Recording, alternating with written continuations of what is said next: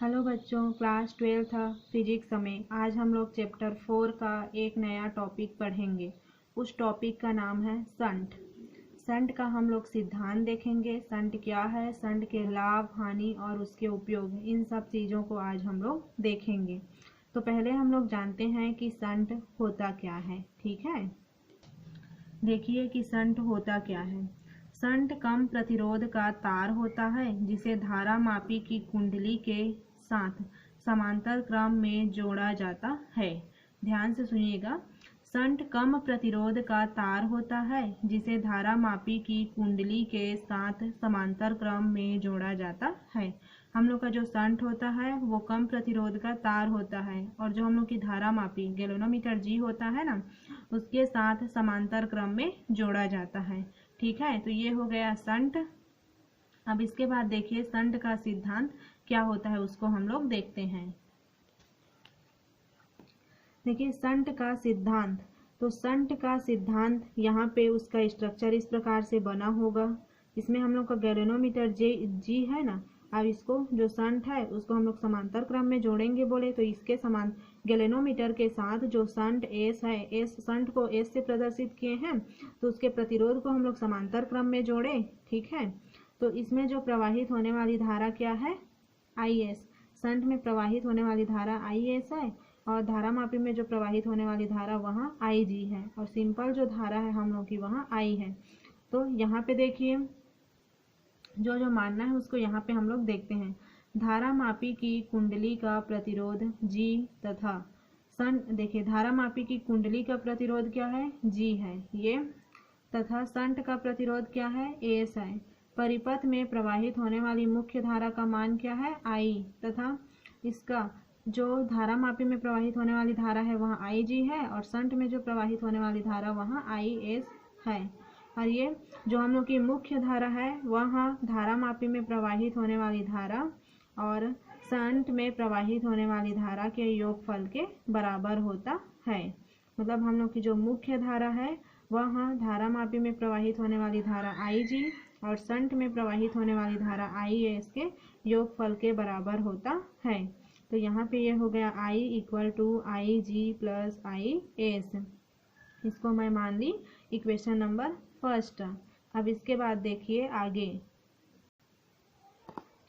ओम का नियम हम लोगों का क्या होता है। यहाँ पे हम लोग ओम के नियम से देख रहे हैं, क्योंकि जब भी प्रतिरोध और धारा एक साथ आते हैं तब उसके लिए हम ओम के नियम का ही उपयोग करते हैं।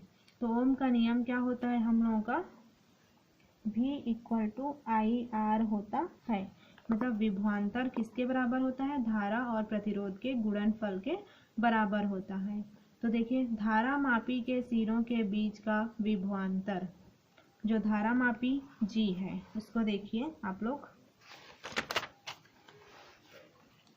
जो धारा मापी जी है, ठीक है, उसके प्रतिरोध, उसका विभवांतर हम लोग जब निकालेंगे तो इसमें प्रवाहित होने वाली धारा आई जी और प्रतिरोध क्या है, जी है। तो धारा मापी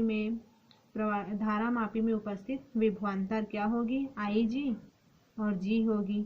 उसी प्रकार संट के लिए जो हम लोग का विभवांतर क्या होगा, इसमें धारा आई एस तो आई एस और प्रतिरोध एस है तो एस, तो आई एस और एस होगा।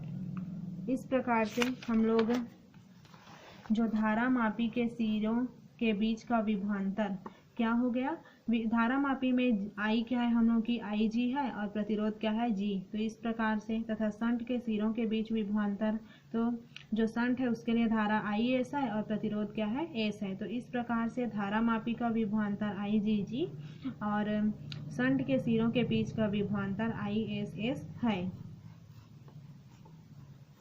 अब इसके बाद धारा मापी और संट समांतर क्रम में जुड़े हुए हैं। अभी हम लोगों ने देखा है कि संट क्या होता है, एक कम प्रतिरोध का तार होता है जो धारा मापी के साथ समांतर क्रम में जोड़ा जाता है। तो इन दोनों को समांतर क्रम में जोड़ा जाएगा, मतलब ये दोनों विभवांतर एक दूसरे के इक्वल होंगे, इसलिए आई जी जी बराबर आई एस एस करके यहाँ पे लिखा गया है। अब देखिए आई जी का आई जी फिर बटा में आई एस, मतलब आई जी के पास जो संट का धारा है, धारा को एक साइड किए और प्रतिरोध को एक साइड किए, तो आई जी के नीचे में आ गया आई एस और एस के नीचे में आ गया मेरा जी। अब उसके बाद देखिए इसको मैं पलट दी सॉल्व करने के लिए, आई एस को ऊपर लिखी तो आई जी नीचे आ गया। इसी प्रकार एस में जी ऊपर चला गया और एस नीचे आ गया। अब देखिए दोनों पक्षों में एक जोड़ने पर, ये हम लोग जो सिद्धांत है किसी भी चीज़ को सॉल्व करने के लिए मैथमेटिकली हम लोग जोड़ या घटा सकते हैं। तो यहाँ पे मैं क्या कर रही हूँ, दोनों पक्षों में एक जोड़ने पर यहाँ पे एक और यहाँ पे एक जोड़ दी। अब जो धनायन मतलब जो धनात्मक नियम होता है उसका यूज करते हैं, आई एस का आई एस फिर प्लस 1 के साथ जो आई जी है, तो यहाँ पे ये आई जी है ना, आई जी को 1 के साथ मल्टीप्लाई की, फिर नीचे का नीचे, फिर इक्वल का इक्वल, जी का जी, फिर प्लस का प्लस, एस को 1 के साथ मल्टीप्लाई की तो एस, फिर नीचे में एस का एस। अब यहाँ पे अभी मैं इक्वेशन फर्स्ट में क्या निकाली थी कि मेरा जो मुख्य धारा है उसका मान, यहाँ पे समीकरण फर्स्ट से लिखना भूल गई, ठीक है, कि जो मेरा मुख्य धारा का मान है वह जो संट की धारा है और धारा मापी की धारा है उसके योग के बराबर होता है। समीकरण पहला में हम लोग देखे हैं, यह देखिए I equal to I G plus I S, तो उसके जगह पे मैं रख दी आई, यहाँ पे रख दी आई, ये हो गया। फिर आई जी का आई जी, जी प्लस एस और एस सी एच का त्यों। अब इसको एक बार मैं सॉल्व करने के लिए एक बार और पलट देती हूँ, तो आई जी ऊपर जाएगा, आई नीचे आएगा, एस ऊपर जाएगा, जी प्लस एस नीचे आएगा। तो इस प्रकार से उसको हम लोग लिखेंगे, I G upon I equal to S upon G plus S. ये मेरा इक्वेशन नंबर 2 हो गया।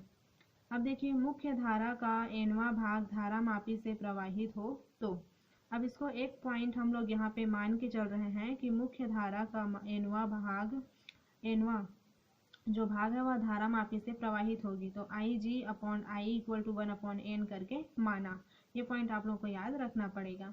अब देखिए समीकरण 2 का जो लेफ्ट साइड है वो और समीकरण 3 का जो लेफ्ट साइड है वो एक दूसरे के इक्वल है, इसलिए जो समीकरण 2 और 3 के राइट साइड है वो भी एक दूसरे के इक्वल होंगे। तो यहाँ पे क्या हो जाएगा, समीकरण 2 और 3 से 1 upon N equal to S upon G plus S हो जाएगा। अब तिर्यक गुणा एन एस, 1 को एन एस के साथ 1 को जी प्लस एस के साथ मल्टीप्लाई की तो इतना, एस को एन के साथ मल्टीप्लाई की तो इतना, N S equal to G plus S. अब इधर एस है तो एस इस साइड के एस को भी इधर ट्रांसफर कर लेगा, तो इधर जी का जी बचेगा, एस एस कॉमन चल निकल गए तो यहाँ पे एन माइनस यहाँ पे कुछ नहीं तो 1, जी का जी, फिर एस इक्वल टू यहाँ पे आ जाएगा जी अपॉन, ये जो गुणा में है वो जी के पास जाके भाग बन जाए तो एन माइनस 1 हो जाएगा। यही हम लोगों का क्या है, जो संट के सिद्धांत के लिए हम लोग व्यंजक ज्ञात कर रहे थे वही है, S equal to G upon N minus 1। ये क्या लिखा है, यदि मुख्य धारा का nवां भाग धारा मापी में से प्रवाहित करना चाहते हैं तो संट के प्रतिरोध को धारा मापी के प्रतिरोध का n-1वां भाग होना होगा। ठीक है, ये हम लोगों का हो गया संट का सिद्धांत। आई होप आप लोगों को संट क्या है, संट का सिद्धांत समझ आया होगा। अब इसके लाभ उपयोग और गुण को हम लोग देखते हैं संट का। यहाँ पे संट उपयोग करने के निम्न लाभ हैं, लाभ और हानि दिया हुआ है। तो लाभ को पहले देखिए, धारा मापी के साथ संट लगाने पर धारा मापी का परिमाण प्रतिरोध कम हो जाता है, अतः धारा मापी को परिपथ में श्रेणी क्रम में जोड़ने पर परिपथ में बहने वाली धारा के मान में कोई उल्लेखनीय परिवर्तन नहीं होता है। संट हम लोग का कम प्रतिरोध का होता है, इसलिए उसको धारा मापी के साथ जोड़ने पर श्रेणी क्रम में जोड़ेंगे तो उसमें कोई परिवर्तन नहीं होता है। फिर दूसरा क्या है, संट लगाने से बहुत ही कम धारा मापी में से होकर प्रवाहित होती है, अतः कुंडली के जलने या संकेतक के क्षतिग्रस्त होने की संभावना नहीं रहती है। संट का उपयोग करने से जो धारा मापी होती है उसकी जलने की कोई कुंडली के जो कुंडली लगी होती है उसके जलने की कोई कारण नहीं होता है। ठीक है, मतलब नहीं जलता है। और तीसरा पॉइंट क्या है, संट को बदलकर धारा मापी के परास को बढ़ाया जा सकता है। जो धारा मापी होती है उसके परास को हम लोग क्या करेंगे, संट लगाकर बदल सकते हैं। यह हो गई संट के लाभ। अब संट के हानि क्या क्या होती है उसको देखिए।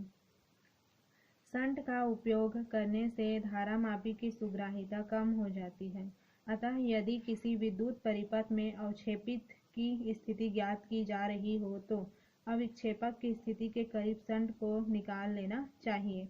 मतलब जो हम लोग की धारा मापी है उसको चुंबकित विचुंबकित क्षतिग्रस्त कर देती है, ठीक है, विक्षेपित और अविक्षेपित करती है, इसलिए जब रीडिंग लेते हैं तो शंट को हटा देना चाहिए। यह हो गया शंट के हानि। अब शंट की लाभ क्या क्या होती है उसको देखिए, शंट के उपयोग क्या क्या है उसके देखिए। Uses of shunt. धारा मापी की प्रबल धारा से सुरक्षा के लिए, जो धारा मापी है उसकी प्रबल धारा रहती है, उसकी सुरक्षा के लिए शंट का उपयोग किया जाता है। फिर धारा मापी को अमीटर में रूपांतरित करने के लिए, जो धारा मापी है जी उसको अमीटर ए में रूपांतरित करने के लिए भी हम लोग का जो शंट है उसका उपयोग किया जाता है। तीसरा पॉइंट क्या है, अमीटर के परास को बढ़ाने के लिए, जो अमीटर ए होता है उसके परास को बढ़ाने के लिए भी शंट का उपयोग किया जाता है। शंट का उपयोग किया जाता है, ठीक है। तो इस प्रकार से हम लोग का शंट क्या है, शंट के सिद्धांत, शंट के लाभ, उसकी हानि और उसके उपयोग हम लोग देख चुके हैं। आई होप आप लोगों को ये समझ आया होगा। तो आज की वीडियो में इतना ही रखते हैं। Thank you.